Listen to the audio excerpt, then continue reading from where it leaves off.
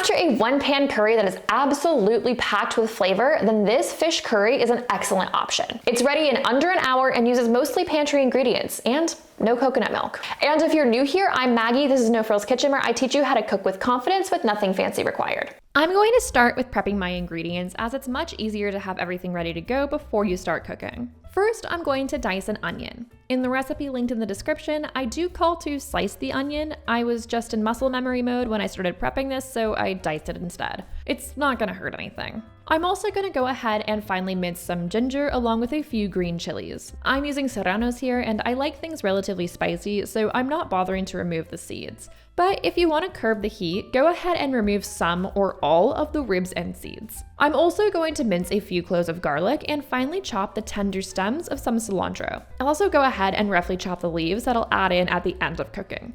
And that's the prep done.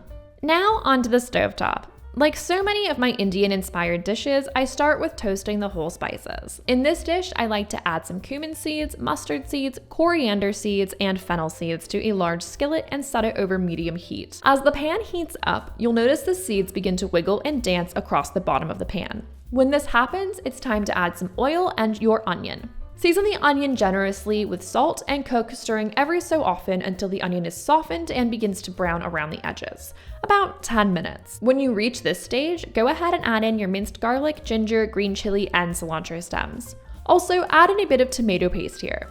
Cook this for a couple of more minutes, just until everything is very fragrant. Now, spoon in a bit of curry powder. I like using Hot Maja's curry powder to add a bit of extra heat. Add some ground cumin, ground coriander, ground cardamom, ground turmeric, and a bit of cayenne pepper.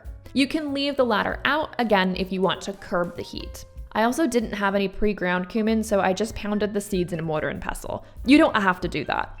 Cook the spices just for another 30 seconds or so. At this point, you need to pour in some canned whole tomatoes that you've crushed with your hands and a bit of veggie stock. You can use chicken stock or even water here too. Also add in some tamarind puree, a spoonful of brown sugar, and a bit of salt. Stir this to combine and bring the mixture up to a simmer.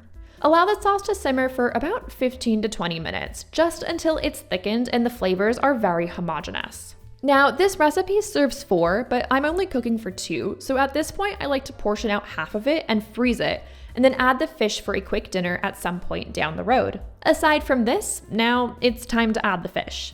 I recommend using a plain white fish here. Nothing too fancy or complexly flavored, as it will just get overpowered in the sauce. Something like cod or tilapia is a great option. In Australia, I use Pacific dory when filming this.